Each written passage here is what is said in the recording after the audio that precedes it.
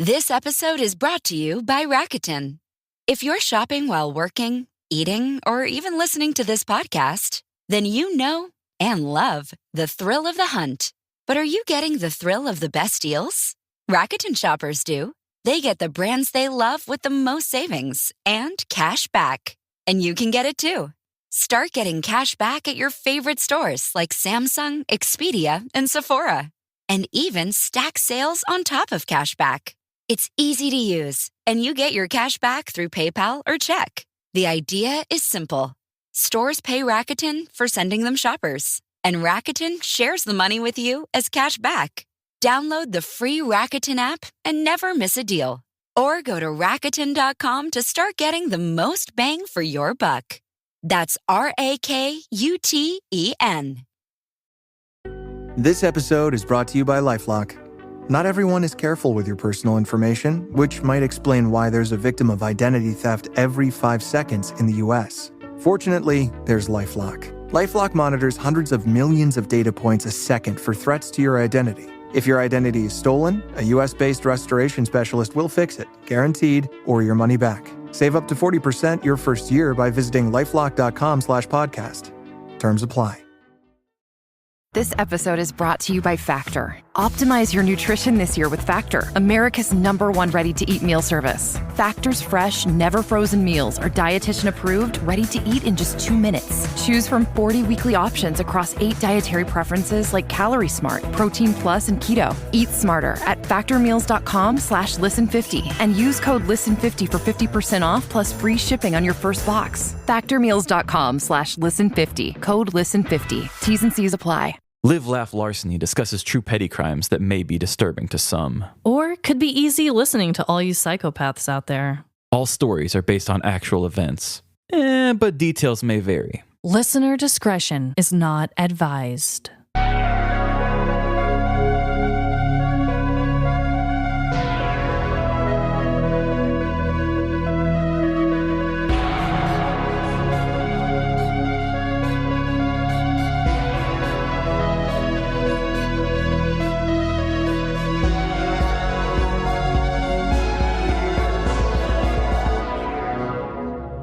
Live, Laugh, Larceny. Welcome to Live, Laugh, Larceny, a place for fun facts, friends, and a few other F words. This is Trevin. And I am Amanda, and this is a special episode. This week, it is not just Trevin and I. We are joined by Jill. Do you go by Jill or Jill ChaCha? Either works. You can call me Jill. I've been called worse. I'm loving the cha-cha, I must say.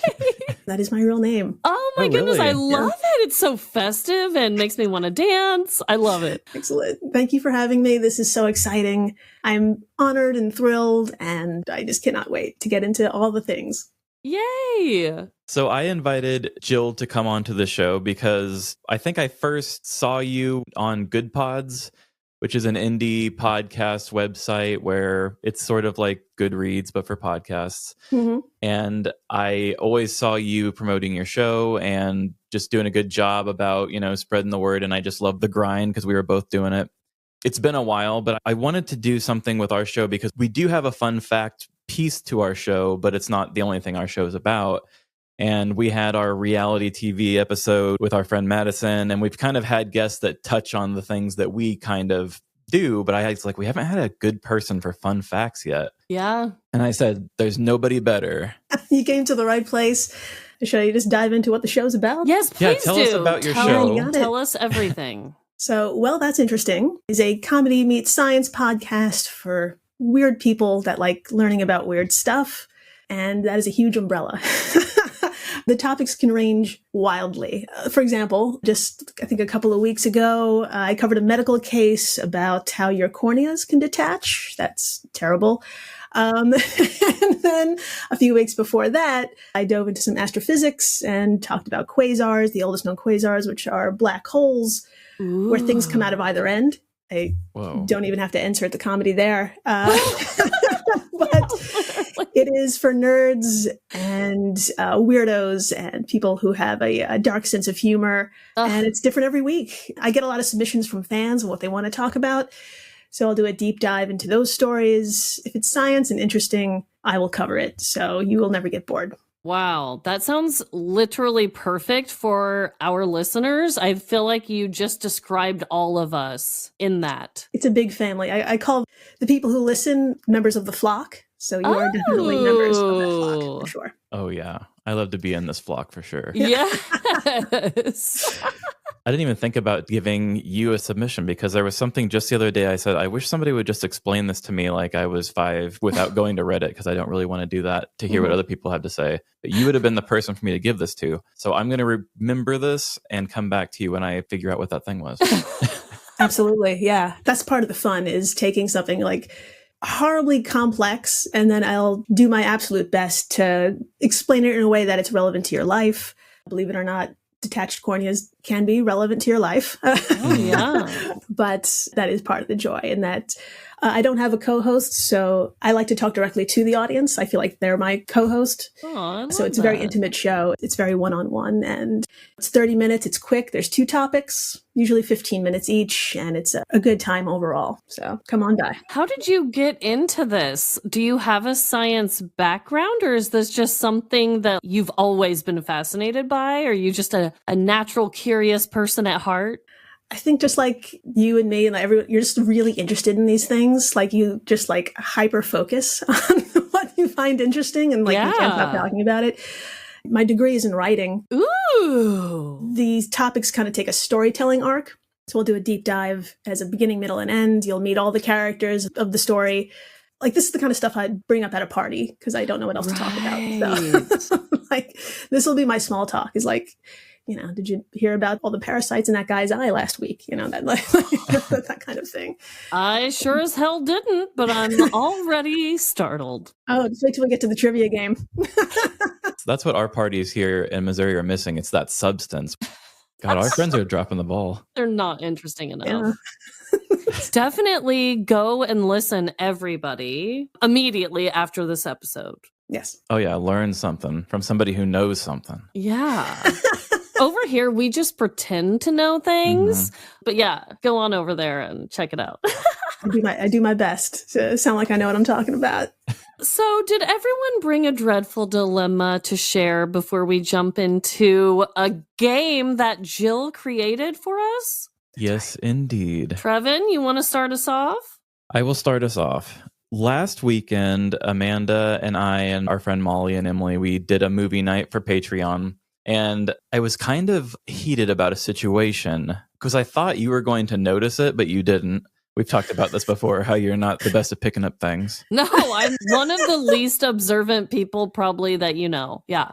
So my gate has been broken and we were kind of in between lawn mowing services. I think I've had multiple lawn mowing dilemmas before. And I think the last one was that the mower guy wanted to do weekly. And I'm just like, I don't want to pay for this every week. Yeah, that seems excessive. It felt excessive. So I have been wanting to break up with that guy a little bit. We asked the person across the street who they use because they seem to have a person that stops by and does a pretty quick job. We got him to come by, but we had to fix our gate first, so our grass had grew pretty high.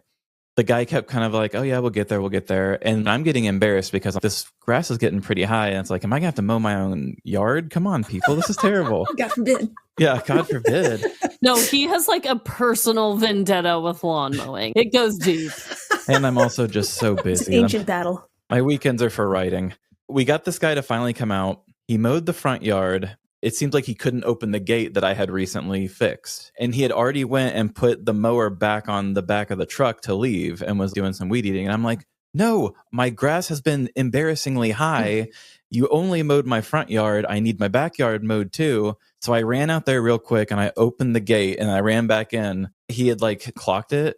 And you could just see the indignant way that he just dropped the hatch on his thing and got back up on the mower.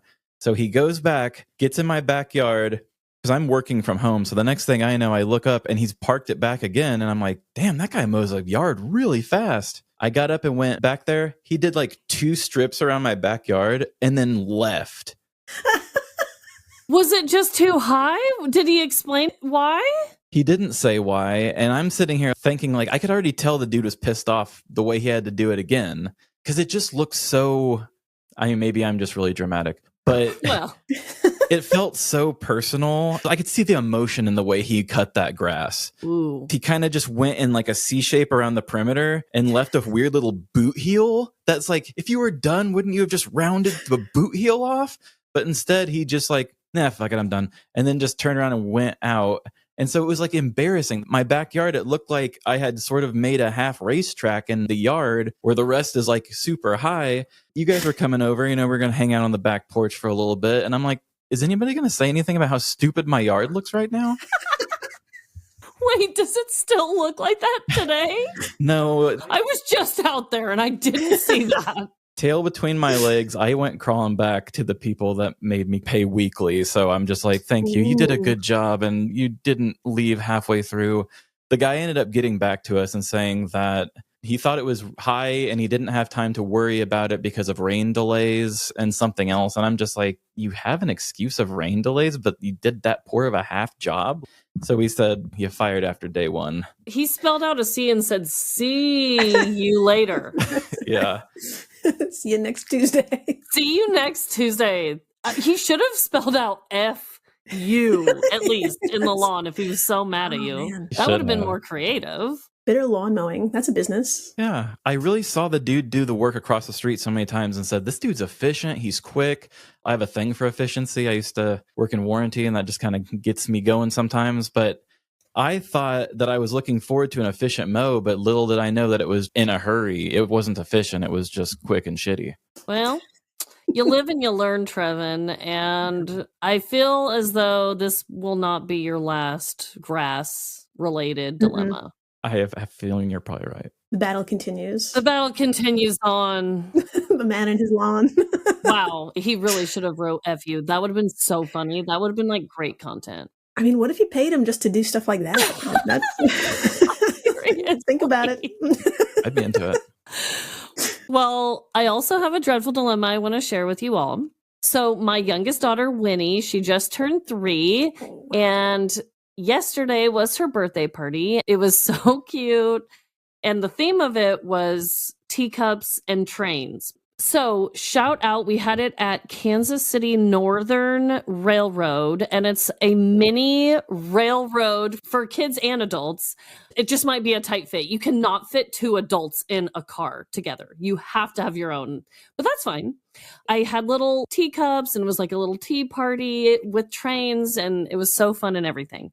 But my dreadful dilemma is about the teacups in question. So I ordered these paper cups and they had little teacup handles on it, but I had to attach the handles to make, you know, like it was 2-sided.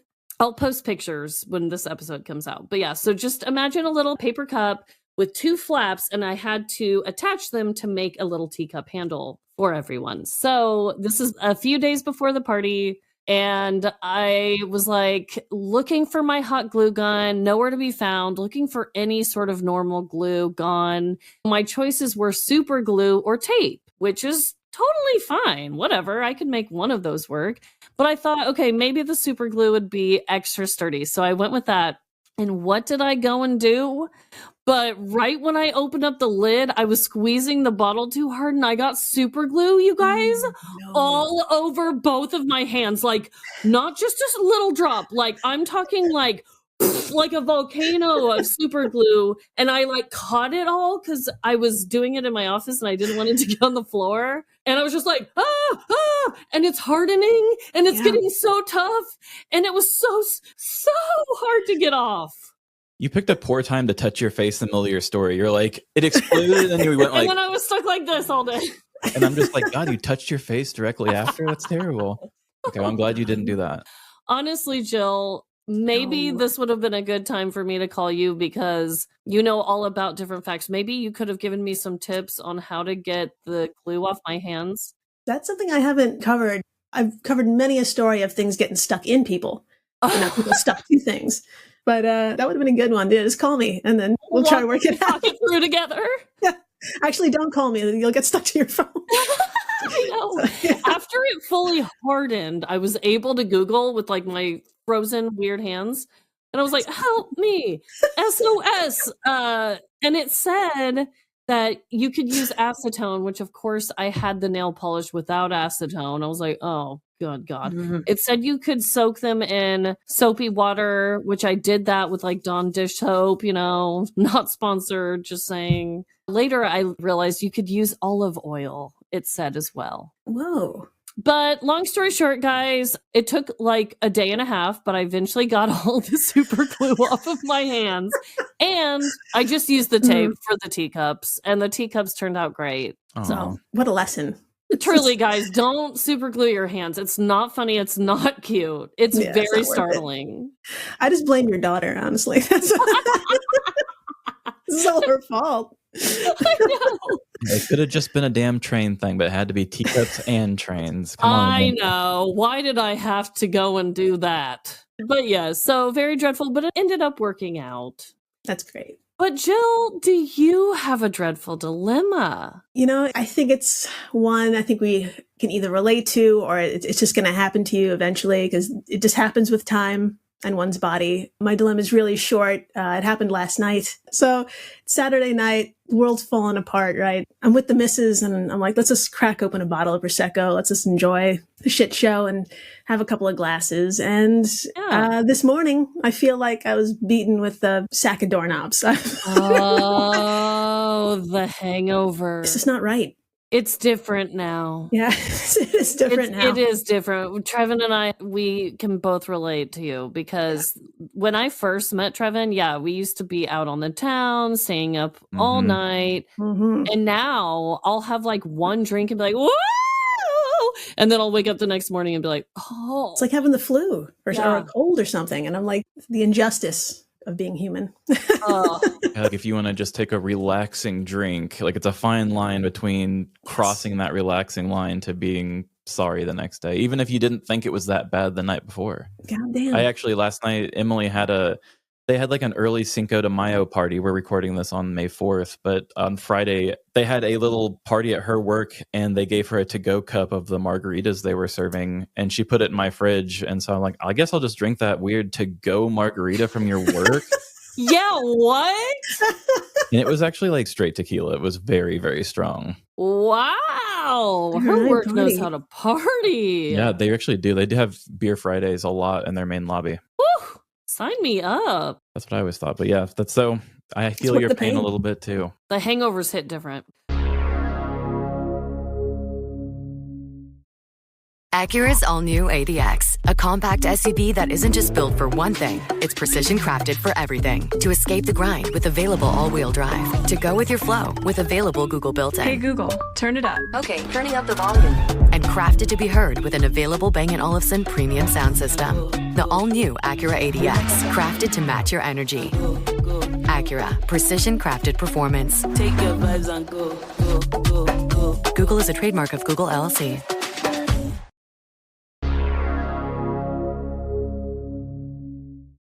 Well, this week we're actually doing something. I don't think we've ever done this before, Trevin, where we gave the guest so much in their hands. Just because I did think of Jill as the best choice for fun facts, but I also kind of thought about, it was like an X-Men video game where they went inside of, was it Arcade's Revenge? They went inside of his video game, and everything was them trying to fight all the levels of Arcade's game to get out. And I thought, yeah, they were like in Arcade's world for a minute. So I was like, let's just get in Jill's world for a minute. Oh boy. It's going to be fun. So the game that I've designed for you, it's just a trivia game. It's multiple choice, but these are topics that I've covered over the 4+ years of the show. So these are like topics that have always stuck in my head and I love to talk about. So yeah, I could share my screen and we can dive into it if you like. Let's do it. And you said you picked this shirt for the game? Yes, I wanted to channel a young Bob Barker / Late Night with the Devil 1970s game show host situations. And I'm a slut for vintage, so I didn't have to try very hard. I had this on call. I had this shirt on call, which is lovely. It's perfection. Yeah, with the gold chain and everything. 10 out of 10. Yeah, well, I'm Playing the lucky to be part. wearing a clean shirt when we record most days, so kind of have like a costume to go with it is great. Mm-hmm. Let's share the screen. I cannot wait. The name of this game is That Can't Be Real. Are you sure? Because it sounds crazy. That's the name of the trivia game. And like I said, 10 questions. We could alternate between the two of you if you want to do it that way. But someone has to go first. I love the name already. I love the name too. And I feel like Trevin's going to know more of these. That's just a hunch. But I'm going to have you go first, Trevin. Okay. Ooh. I'm picturing like a funny SNL intro with like a crowd that's saying it with you, and it's like, it's time for everybody's favorite game. That can't be real. No. Are you sure? Because Because it sounds crazy. Yeah. It just keeps going. But yes, I will go first. Okay, all right. This is going to be great. Question 1. In 2014, archaeologist Kevin Lane of the University of Buenos Aires uncovered a strange platform at Viejo Sangiaco, Peru, 11,800 feet up and dating back to 1,000 to 1,400 CE. Naturally, he and his team jumped and stomped on the land, which produced sounds between 60 and 80 decibels. They believe that it's a sounding dance floor. Yes, a dance floor used to honor ancient weather gods. Now, True. it is the oldest known dance floor. True. It's amazing. But wait until you hear the name of the study that published the discovery. Was it A, Can't Stop, Won't Stop, Must Stomp, the sounding dance floor of the Chocorvos? Was it B, So You Think You Can Worship, sounding floors that honor Sosela Opo? Or was it C, Pounding the Ground for the Thunder God, sounding platforms in the pre-Hispanic Andes? Can I just say, first and foremost, I love the glitter that's occurring on this game on my screen. And second of all, I was always a child that I loved it when there was thunderstorms. I would always go out and say I was dancing for the rain. Oh my God. So I'm loving this. But okay, Trevin, go off, Queen. One of these is real. It's crazy. I think B is my favorite one, but I think it's going to be A. B's my favorite too. Is that your final answer? Yes. Okay, you are wrong.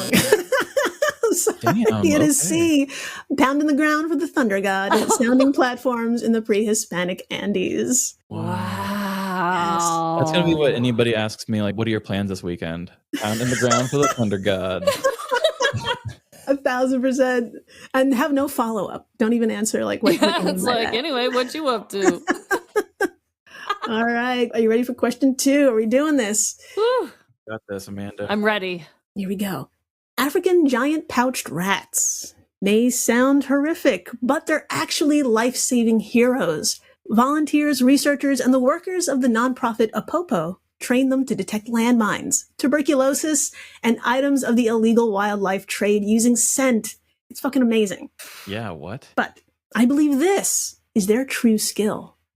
Is it A, they can mimic human laughter? B, females can seal up their vaginas? Or C, males have a butt catapult mechanism to fling poo really far?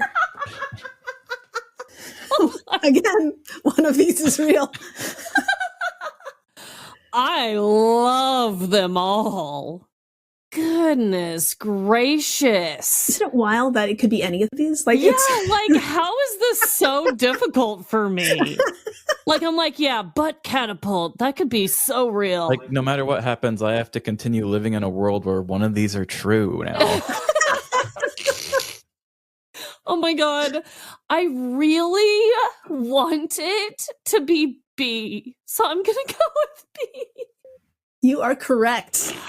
Yes, these rats can seal up their vaginas. That's right. Nice. It's their way of birth control. No one's coming up in here. That's right. It is sealed off. My God. It is a big no-no. But yeah, there is a creature that has a butt catapult. If I remember correctly, it is a type of insect that can fling its urine really far. Yeah. Didn't we talk about that years ago, Trevin?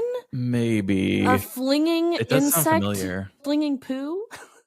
We live in a wonderful world. Yes, we do. I was going to say B2. I love that one. That's a good one. Okay, Trevin, you are up.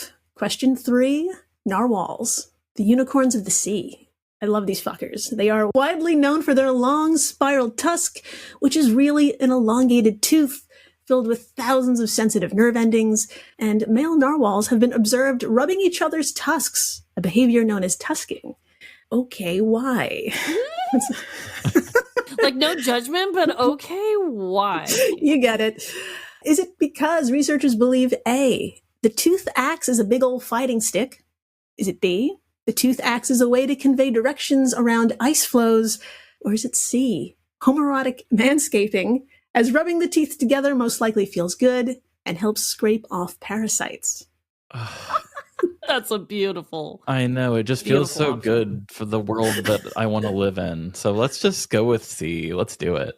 You are absolutely correct. That is a thing they do. They just rub up against each other and they love it. I do feel like I've seen videos of them like fighting with those before, though. Do they use them in fighting at all, or no? It's a theory, but they're most likely just having a good time. Oh, cool. With their big old teeth. Nice. Yeah. I'm gonna have to tell my daughters this because they are obsessed with narwhals. There's some new drone footage that shows them kind of playing with fish with their big old tooth, and it's pretty like magical what they're doing out there. Oh, I didn't even know that was a tooth. Like, that's so cool. Yeah, it's a big old tooth and it keeps growing throughout their life. Whoa. I know, nature is just, why not? Could you imagine if Yeah. we just had a big tooth that was like,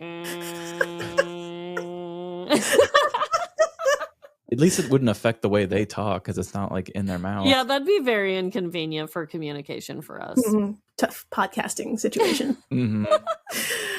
Here we go. Short and sweet. What in the holy hell is sea vomit?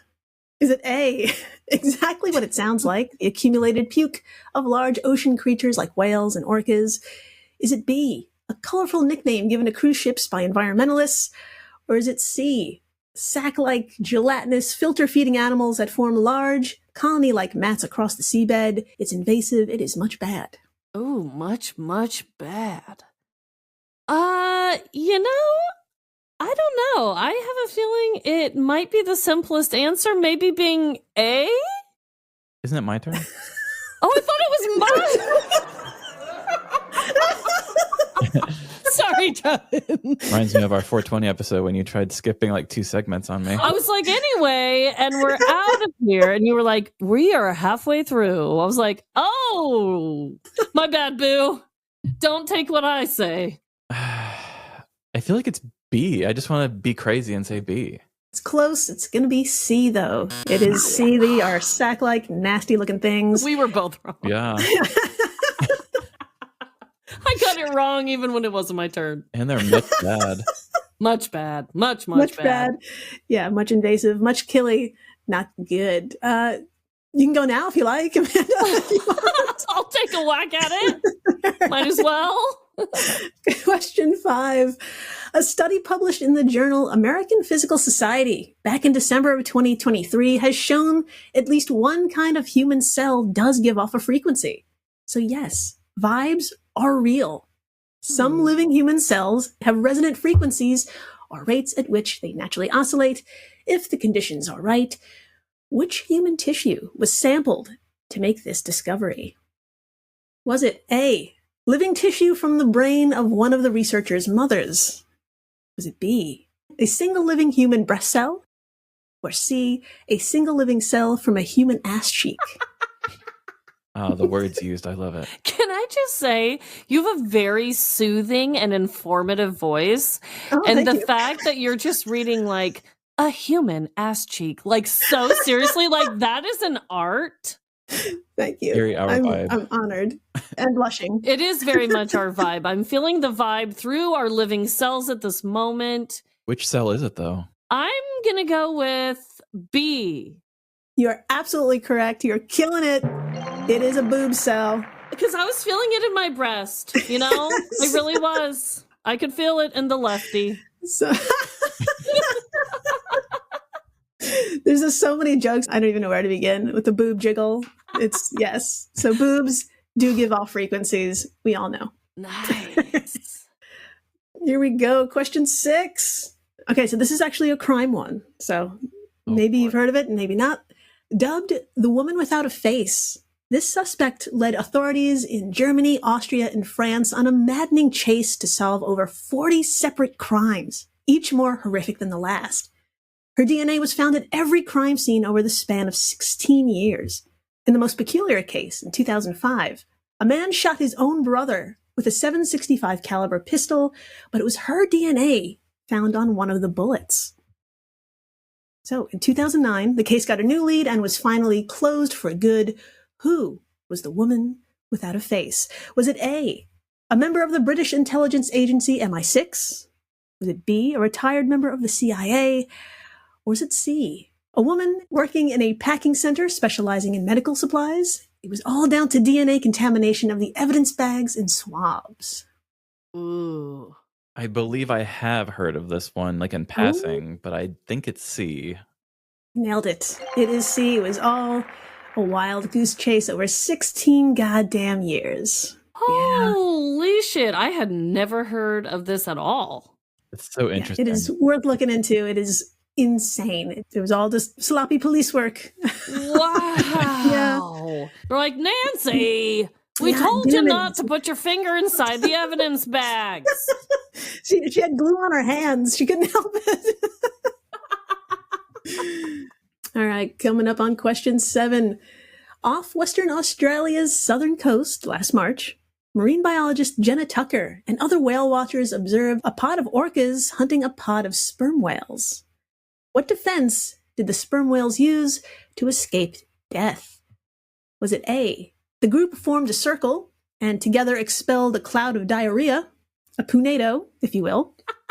Was it B, the group used a collection of ear-piercing clicks and sounds to overwhelm the orcas? Or was it C, they sacrificed the younger calves and the rest made a getaway? Whew, that would be so cutthroat. That would be awful. I'm gonna have to go with A, punado. That's right. Always go with punado, everybody. That is your life lesson. I'm so proud of you and your punado. Yes, there's a giant cloud of shit that saved the day. Whoa. A punado. They were like, all right, everyone, we're getting hunted. And they were like, and they all just turned. And that's what working like a team can do. That's exactly right. What is it? Teamwork makes the dream work? Yeah. Exactly. Yeah. Exactly. We need the protesters together to somehow make a punado. Brilliant. Yes. Call it the Brown House, you know what I mean?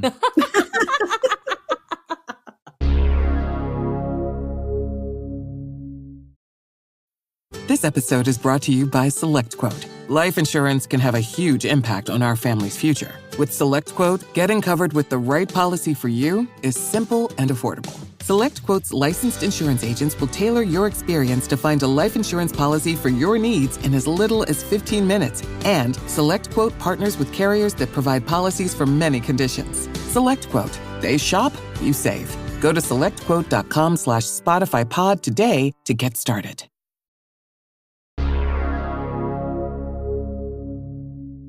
Okay, coming up on question 8. In 2012, during a nonstop flight from Cairo to Kuwait via Egypt Air, an Egyptian cobra made its way into the cabin and under the seats of commuters traveling on a Monday. True story. A 48-year-old Jordanian shop owner, a reptile shop owner, who wanted to check on the status of the cobra he smuggled in his carry-on, he lost control of the irritated animal when it sliced into his hand. Now, preventing a real-life snakes on a plane scenario is very much a multi-billion-dollar business. For real. This is a thing, huge business. But what is the most common way airport employees check for snakes before a flight? Is it A, they ask out loud, are there any snakes on this plane? Is it B, they take a stick and bang it against the walls? Or is it C, they use infrared scanners to seek out their cold-blooded bodies? Oh, man. A feels like something I would write. I love A. Welcome, ladies and gentlemen. Are there any snakes on this plane? Sorry, yeah. I'm going to have to go with B, though. It feels like something that's probably not as high-tech as I'm hoping. You are absolutely right. Each plane has a designated stick with the airline number on it. That is the whacking stick for that plane. And then, yeah, they go through the plane, whacking like the fuel area and like the underbelly, hoping to scare out the snakes. Is it at least like a scientifically chosen stick? Like, what kind of wood is it made out of? Is it metal? Right. What is it? Does it resonate in a frequency that snakes just hate? Doubtful. I will look into that. Thank you. The sticks that I saw were, were just broomsticks. So. Oh my God. Yeah. They said, critters, get out of here. They're like an angry grandma with their broom. Like, now get out of here, critters, get. Exactly. Word for word. Here we go. Second to last question, question 9. In 2006, deep within the jungles of Belize, a young man nearly fell to his death while attempting to explore an unmapped cave, believing there were like riches inside, aka he was hoping to score some artifacts from the Maya classical period. Instead, he fell 60 feet straight down onto a massive pile of what? And here's a small hint. The cave is now known as the Midnight Terror Cave. Oh, it's no. real in Belize. So did he fall onto A, just under 10,000 bones, which when assembled formed 118 people, many of whom had evidence of physical trauma around the time of death? Was it B, burned photos of his family and friends? Or was it C, the largest known collection of Scutagara, a cave centipede with a body 4 inches long and covered with up to 15 pairs of legs, designed to hunt down cockroaches? Wow. Well, B feels eerily personal. Can you imagine? You fall down there and you're like, where did all these photos come from? That'd be a true crime story for sure. No, that really is scary. I, though, would like to guess A. You nailed it. He fell onto 10,000 bones. Oh. That's right. They were all sacrificed individuals. I forgot what episode number that is, but it was a wild episode. That seemed most reasonable. I mean, terrifying. Oh, yeah. But yeah, I was like, okay, he's trying to get some ancient ruins. Like maybe that was just their place that they were like, okay, you're done for now. Goodbye. Mm-hmm. And it's called the Midnight Terror Cave? Yes. Oh my gosh. I need to nickname something that. And did this guy survive that fell in? Yeah, so he was injured, but he just started screaming naturally, as one would in that situation. And local indigenous people heard him, they rescued him, and that's how the discovery unraveled. Like, archaeologists came, they assembled the bones, and it's all because of this guy, just his thievery and his clumsiness. Wow. This discovery. So maybe one day, Trevin, we can stumble upon a worldwide discovery by just being clumsy fools. I would hope so. When's it going to be my time? So many things are discovered totally by accident and clumsiness. It's a real thing. Wow. Love that. Okay. Final question, number 10. What's our score? Have you been keeping track of that? I was, and I'm afraid I messed it up. Oh, I haven't been. Okay. I haven't been doing my job. I feel like I've gotten every single one of mine right so far. Yeah, I'm thinking that you've got me by 1. Either way, it doesn't matter. I was just curious. It doesn't matter. It doesn't matter, but like I'm highly competitive. All right, Trevin. Last question. In 1963, a man in the Nevşehir province of Turkey knocked down a wall in his basement, which exposed a hidden tunnel. He ventured into this mysterious tunnel, and at the end, he discovered what? Was it A, the remains of a legendary Roman gladiator who was thought to be only a myth? Was it B, a cache of high-end items including luxury watches and a green Ferrari? Or was it C, Derinkuyu, an underground city 18 stories deep and was estimated to hold 20,000 people, and whose construction may have begun as far back as the 8th to 7th century BCE? I'm gonna have to say C? You nailed it. He found an underground abandoned city. Wow. Under his basement. Wow. I mean, It still sounds so unbelievable, but for some reason that felt more real, and I don't know why. It really shouldn't have. Yeah, you're like, why not an entire city? What do you mean? Yeah, how are you going to get a Ferrari down there? A city makes sense. That's true.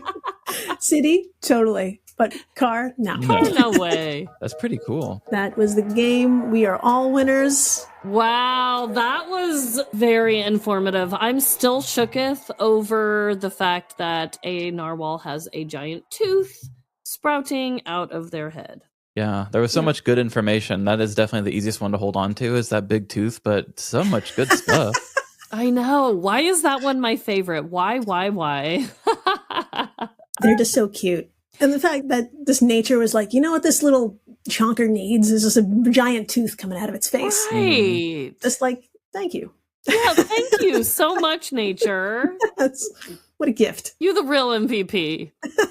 I love all those facts, and I like that there are people like you in the world who want to dive more into just the nitty gritty of those facts and to go more, because we do the fun facts thing, and I'm really strict about us being like, oh, we're the fun, like, fast facts thing, because if we get too far, you'll find out I don't know anything about what I'm talking about. But I'm pretty much just like, this is the really cool part that I grabbed onto, and research is hard for me to do sometimes, and then I'm just on to the next thing. You talked about being hyper focused on learning these things. I think Amanda and I just hyper focus on drama. So so that's what keeps us coming back every week. But I do like to learn new things too. The world needs both. The world needs both, you know? You gotta find balance. Absolutely. Good point. Thank you for understanding. Oh, 1,000%. 1,000%. Well, that game was just outstanding. Thank you so much for putting that together. It was so much fun. Thanks for this going down that ride. You know, if you're traumatized, I'm sorry, but I think it was worth it. Oh, no, it's the best kind of traumatization. It's so fine. And these were all facts that you have discussed more in depth on podcast episodes in the past, right? Each one, yeah. Perfect. Yep. You'll get a deep dive. If you are curious, yeah, just look at the Well, That's Interesting catalog and just scroll down. There's something for everybody on there. Something for everyone. I love the name of your show, too. Well, that's interesting. It's like, well, that really is, though. Thank you. Like, the well so needs to be there, because it's like, well, that is interesting. It's like, I'm taken aback, but it is interesting. You got to think. So those dots are very important. It's like, Yeah, I'm either grossed out or I'm like judging a situation, but it is interesting. There you go. That's exactly right. That's exactly right. I like how dense the questions were too, because I felt like I was getting so much of a good fact already, and I was just like, you don't have to ask me a question. So far, I think all of that was great to know. And then I was like, but there's still another question that goes with it. So I learned like 2 things in each question, I feel like. Yeah. Sweet. For sure. Great. For sure. Wow. Yeah. Oh, what were you going to say, Trevin?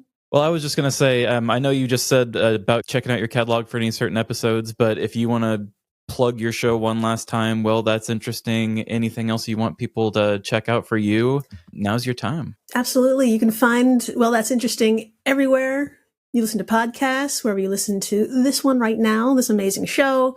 You can find Well, That's Interesting on social media, Instagram, Blue Sky, the one that shall not be named. That one too. I have corresponding photos with each episode, so you could follow along. And there are some things you can't unsee. I'll just say that. But it's an option if you want to have a visual or you just use your imagination. So yeah, be warned. If you go looking for any visuals, yeah. I mean, I feel the same. Even for our silly show, I'm like, be warned. If you want to see this, swipe. You know? Yeah, definitely. Even if you guys are like too busy like me, I don't have a lot of time to listen to podcasts anymore because I'm always making this one. But I follow Well, That's Interesting on our podcast page. And when I am, doing the devil's work, social media stuff, I do see Jill's post, and I love learning the fast facts that just come through when I can scroll and learn something new. Yeah. So definitely follow. If nothing else, just, give that page a follow, because the social media presence is great. That's what I was going to say earlier is I felt like you and I were in the thick of it with the Good Pods thing, and then I still see you on Instagram, and that's the thing that keeps me remembering about, how hard you're working out here. Thank you so much. That just warmed my heart. Oh, look at that. Group Love hug, in the everybody. air. Poonados in the sky. Beautiful day to be alive. Well, again, thank you so much, Jill. Everyone, go listen to the amazing fun fact show. Well, That's Interesting. And just remember, no matter the crime, big or small, in the end, we're all doomed. Doomed to brush our big tooth. Bye. See ya. Thank you for listening to this week's episode. If you want more fun with Amanda and I, join our Patreon. We've got movie nights, bonus content, and ad-free episodes. Find us on social media to watch clips, view pictures, and interact with us. Do you have a petty crime of your own or want to suggest one? Send your stories to livelaughlarceny@gmail.com or DM us on any of our socials. We need more listener story episodes. And help support our show by giving us 5 stars wherever you rate podcasts. It really helps.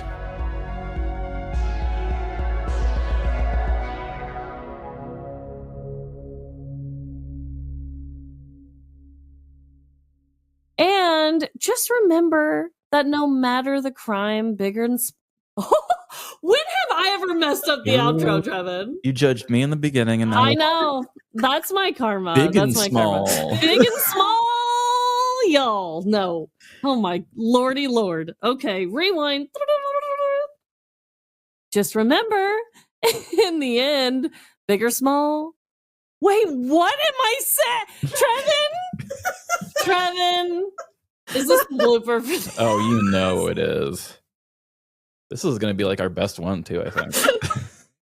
I'm just like, in the end, big and small. I'm like skipping the whole crime part. Just remember.